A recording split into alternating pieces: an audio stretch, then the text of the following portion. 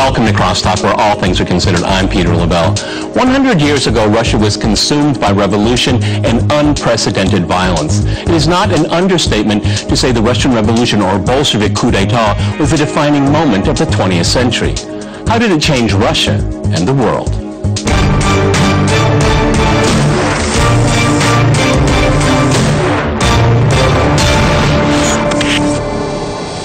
Cross-talking the Russian Revolution, I'm joined by my guest here in Moscow, Jeffrey Roberts. He's a professor of history at University College Cork and a member of the Royal Irish Academy. We also have Mark Sloboda. He's an international affairs and security analyst. And, of course, we have Dmitry Babich. He's a political analyst with Sputnik International. All right, gentlemen, as always, crosstalk rules in effect. That means you can jump in anytime you want, and I always appreciate it. Jeffrey Roberts, let me go to you first here. 100 years on, I will ask the most obvious question. Was it worth it? Was it worth it? Yes, I think it was. Why? Because what the revolution showed was that it was possible to change the world. I mean, what happened in 1917 was that the people intervened in history, fundamentally changed the course of world history. But there are those that say that it was a coup d'etat, that the Bolsheviks didn't represent the people, that represented a very severe ideology and absurd power. What happened in Russia was a popular revolution. The Bolsheviks came to power on a wave of revolution that swept through Russia. They were on a revolutionary mood or a Bolshevik revolutionary mood?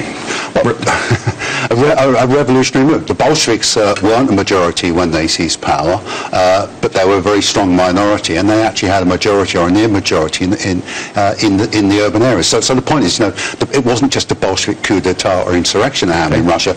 There was a revolutionary upsurge, and the Bolsheviks were the beneficiary of it. Okay. And the point of this revolutionary upsurge was to, not to just bring to power, a particular group of people. It was all about, reimagining the future. Trying to find a completely different way. But the people paid a very high price for that view of the world. Mark, I can see your position quite clear here. No. Same question. Very nuanced. I do not consider myself a communist, maybe a post-Leninist. My wife is a communist. Post-Leninist. A post-Leninist, yeah. Not a post-Marxist, a post-Leninist. I want to speak perhaps as IR theorist on the international relations level, what the Soviet Union meant to the world. It meant the end of Western colonialism and imperialism.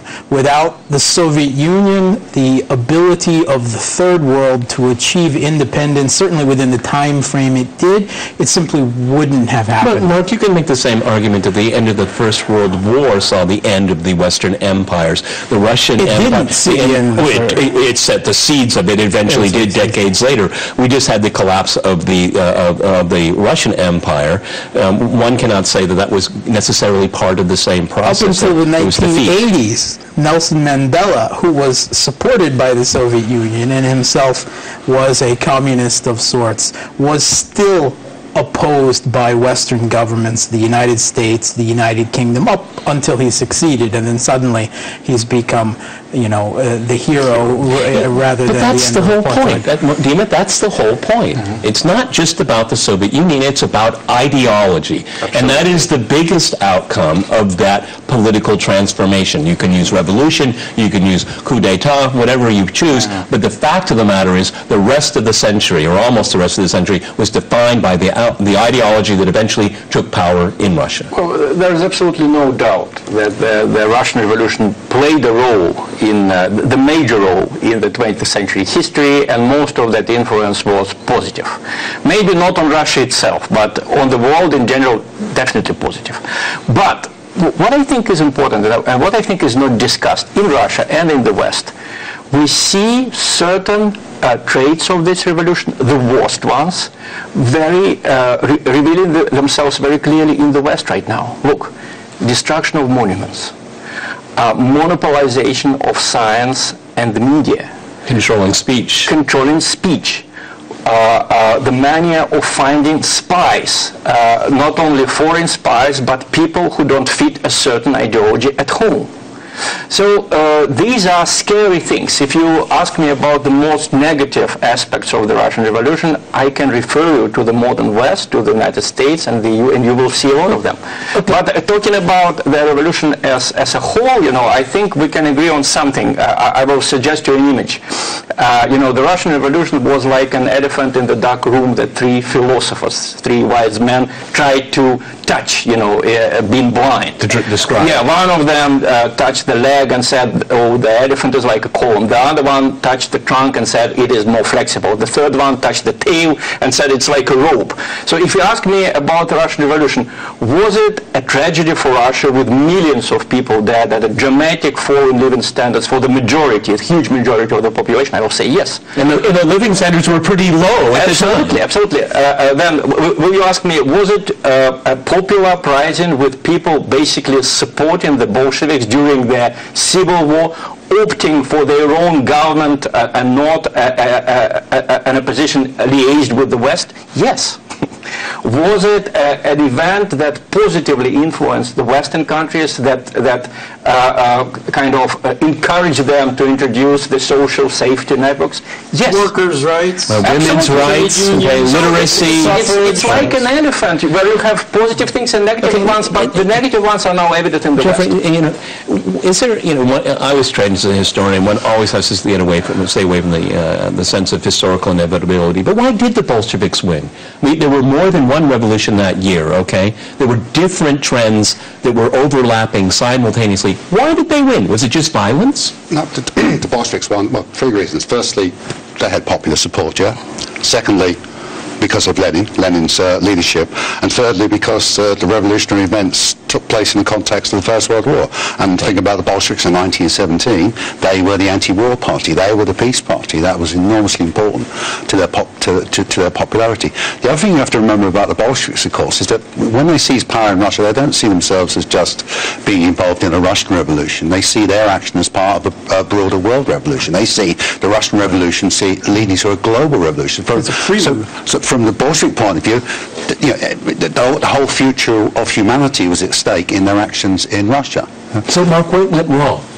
Because you're all saying this is very idealistic, it was very painful, it was very, very costly, but we ended up with something like Stalinism. Can I just interject that? What went wrong was the Civil War and the foreign intervention that followed. Yes, that's what went wrong. That's the context in which the revolution begins to degenerate, in which Bolshevism, which was a kind of popular revolutionary movement, begins to take on these kind of bureaucratic, authoritarian, repressive features which become embedded in the Soviet Union. So it's the Civil War. Became embedded in the system it's itself. It's a very important role that's played by foreign intervention by Western capitalist states trying to strangle Bolshevism. Yeah, I want to add to the causes of the Bolshevik success just a little bit.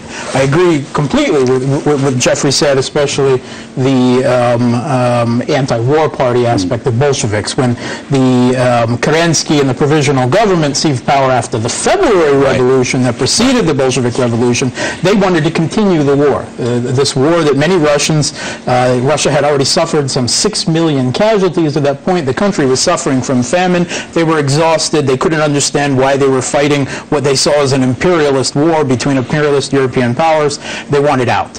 Another thing, the Bolsheviks were incredibly disciplined as a party. They understood power. They knew how to take control of railroad stations, telegraph stations. They understood the nodes of power and communication that make society work and how to take and their foes, they were opposed to each other as well. I mean, they had a sense of unity. The third thing I would say is they had the support of the military, and this was crucial, particularly the Navy.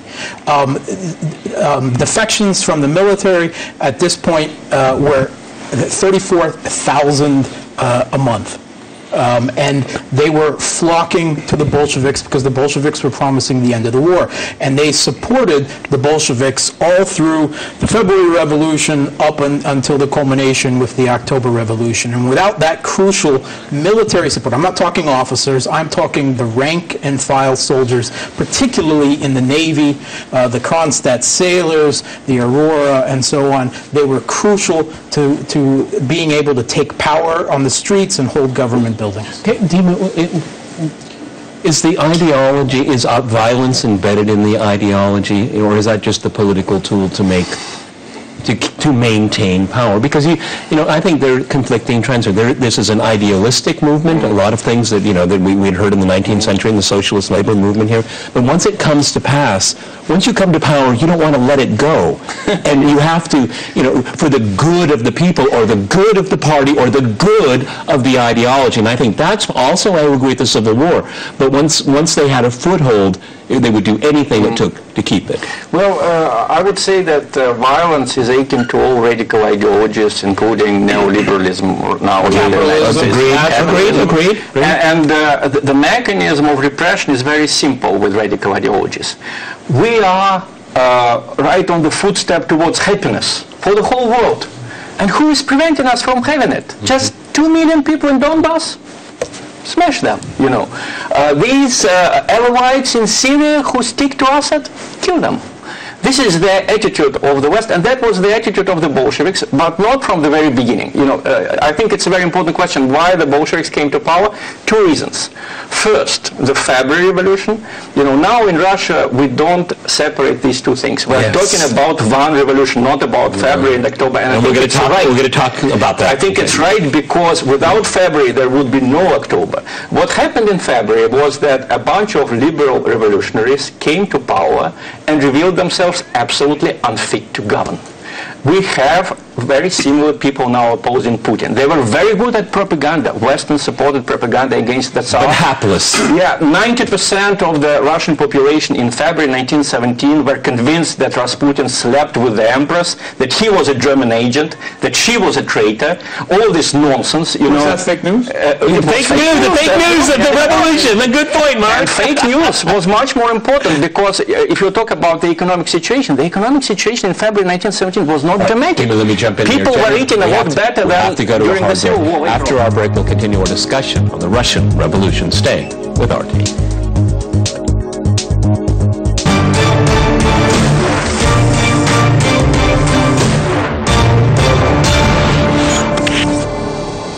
Okay, Damon, go ahead and finish up your point. Well, so the first reason why Bolsheviks came to power was the inability of liberals to govern after February 1917. And the second reason was that when the Civil War really broke out, most of the Tsarist generals, Russian patriots, they took the side of the Reds. This is something that is not often mentioned. But that was for the protection of the state, the people, because it certainly couldn't have been ideology. I think I can give you a very good personal example. Alexei Brusilov, the famous general who defeated the Austrians in the First World War, when the army officers asked him, Alexei Ivanovich, what shall we do? There is a civil war going on. He said, governments come and go, Russia stays. Serve the government that we have, the Reds. Because they otherwise are liaised with our enemies from abroad. They are not able to govern. They want to return to the past. What was his fate, ultimately? Well, he died his own nature of death in the 20s, in 1926, having written a book which was written by a patriot and a monarchist, but in which he praised Trotsky. Okay, well, I don't want to go into Trotsky. Okay, Jeffrey, I'm going to ask you something here, because I think this is something what our viewers here is. I live here. And this is the 100th anniversary. Not much excitement. I don't hear a lot of conversation. Certainly academics and pundits and commentators. But on the whole, it's not a big deal. There's a lot of ambivalence. I think there's probably more discussion going on in Russia about the revolution than you might imagine. Russian public opinion is divided about the revolution, isn't it? There's some people, half the population thinks it was, on the whole, not a bad thing. 56%. Yeah, okay. And the other half, or whatever it's 44%, are very hostile. I don't even know where to go. I mean, haven't described the elephant. I don't know. As a Russian, how do you feel about it? Because having studied it, I have to say I have extreme ambivalence to it. And I think that's the word. Well, the problem is that this anniversary, it unleashed a lot of more passions in the West than in Russia. That's what I noticed. In the West, that's what I noticed. The passions are completely misguided. The Economist compared Putin to the Tsar and said that he doesn't want to celebrate the centenary because he is afraid of sharing the fate of Nicholas II. This is stupid. Mark already mentioned it. Fake news, more fake news. The reality is that right now the West reminds me of the times of the Third International. The idea that we can't have liberal capitalism only in the United States and the EU, we have to spread it all over the world, or we will be smashed. That's a completely Bolshevist idea, right? The destruction of monuments, like looking at history from today's viewpoint and saying that this guy was a slave owner, that guy was a racist. It's the same thing. Well, one thing I can tell you guys is that you go into any city and town in this country, and you're still probably going to find a statue of Lenin. There's still a lot out there. You know, Mark, that's nice. History stays. We already heard that it was the Civil War. Was embedded in the ideology of a totalitarian strain that culminated in Stalin? Because the great argument is, we've already heard about Trotsky, Buchard, and there could have been different variants, different paths. I'm not convinced of that. I think it's a very totalitarian ideology. I'm not a big fan of the word totalitarian. I think that itself is an ideology that was created in the West in the wake of World War II to try to equate fascism and communism, which I believe is a false equation. I think it's erroneous. Yes, I think we have to remember that the Soviet Union was born not only in internal struggle, but it was, from the moment of its creation, it was attacked from the capitalist world. Under siege. It wasn't.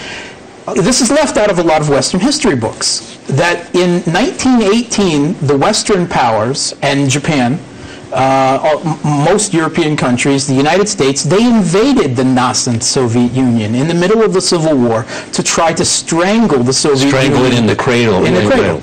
And I mean, we're talking one little incident that's, just in the past few years been recognized by, British press, The Guardian and others. Churchill was a military commander of the British Expeditionary Force. He used chemical weapons on Russian towns. And that attack from outside helped solidify the support of the Russian people with the Reds, the Bolsheviks, and helped. There was a siege mentality. There was a paranoia that developed during the Soviet Union, but with good reason. Perhaps I could answer a question. I mean, Bolshevism changed. Yeah? The party changed. Its ideology. Oh yeah, there were purges. There were purges. People disappeared. The Bolshevism of 1917 is not the same as the Bolshevism that emerged from. And is it because of the Civil War and because of the siege? Obviously, this is the historical argument. Is the authoritarianism and totalitarianism of Bolshevism inherent in its ideology, its organisation, its personalities, or is it a result of historical circumstances? It's shaped by the. Now, my view is that it's shaped by the circumstances. But going back to your other question about violence and power, for the Bolsheviks, it was never just about violence and power for their own sake. It was about violence and power in the pursuit of utopia. And it's really important to understand, the radical utopian nature of the Bolshevik Revolution, of the Soviet project. In retrospect, would you say that was a dangerous goal to have, utopia? I think that's one of that is one of the negative. That is one of the lessons. I agree. Idealism is not practical politics. Right. Revolutions do devour their children. Yeah. So you have to be careful what you wish for. But that's not to say that the ideas themselves, the idealism is anything inherently wrong with it. One of the interesting things about the Western coverage of the 100th anniversary, the predominant theme is actually, okay, yeah, there were all these negative consequences arising from the Russian Revolution, but actually the ideas of the revolution, yes, that inspired the revolution, remain relevant today. Particularly relevant today when so-called neoliberal capitalism is experiencing such a crisis, and there is a need to try and imagine alternatives, imagine different futures, to do some different things, and the Russian Revolution and indeed the Soviet experience as a whole has lessons to teach us both negative and that probably explains why Russians are very, very adverse to revolutions and dramatic political changes. Let's talk about numbers of people today. Today in Russia, 56% of people regret the passing of the Soviet Union, but only 12% would like to see it restored as it was. In Eastern Europe, in Central and Eastern Europe, a recent poll by the European Bank of Reconstruction and Development says that over half, some 54% of people would like to see the return of a command economy. Yes. We've seen repeated polls in Romania and Hungary that say their lives were better off under the Soviet system. In the United States, millennials, a majority of them, some 51%, would prefer to live in a socialist or communist country. And this is YouGov, and of the total U.S. population, 34% would rather live in a socialist country. What that reminds me of was when I was at graduate school at Berkeley, and I was going back and forth between communist Poland and Berkeley, and I told people in Poland that there are more communists in Berkeley than there are all of Poland here. Go ahead. Really. Well, these millennials, I mean, they should have. We could send them back in time. Let them live in Albania in the 1960s, okay? They don't know what they're talking about. Well, I think that you asked a very important question. Was violence like innate in an ideology?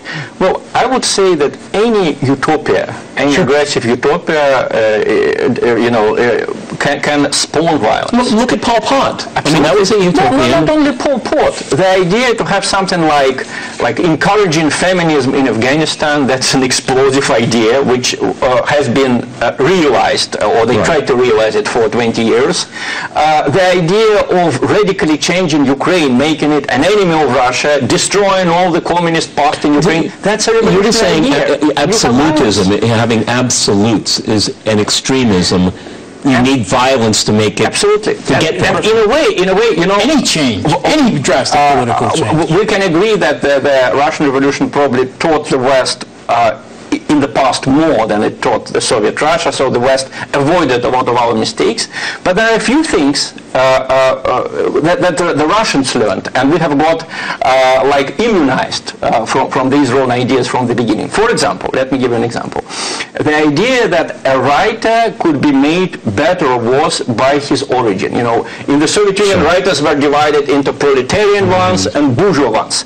So now when Russians hear about women's writing, gay writing, immediately we have a very skeptical attitude, and we say, be a good writer who happens to be a woman.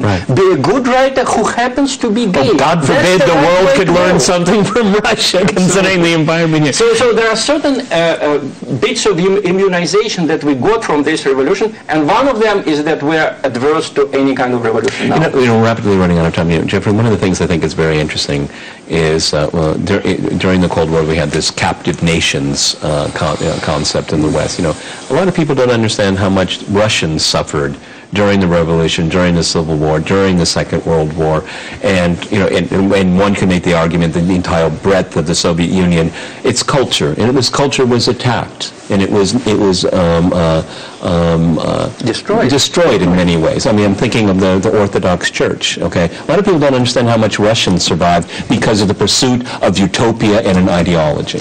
Well, culture was destroyed, but an alternative was put in place. Yes, I mean there was. And we're still here. Okay. There was a reconstruction of culture, of Soviet culture, which wasn't completely bad. I mean, which actually persists this day. Nostalgia. I personally, I don't believe in utopias, and I don't think that communism is the answer to problems today. But I personally don't want to live in a world where we stop fighting to create a better world. That's a really good point, Mark. And I want just a quote here. Perhaps you'll recognize this communist thinker. People no longer obsess over the accumulation of things. We've eliminated hunger, want, the need for possessions. We've grown out of our infancy. That's the famous communist explorer and commander Jean-Luc Picard of the Starship Enterprise. We need Starfleet and a flag here. Gentlemen, we've run out of time. Absolutely fascinating discussion. Watch the extended version of RT's YouTube channel. Many thanks to our guests here in Moscow, and thanks to our viewers for watching us here at RT. See you next time. Remember, crosstalk rules.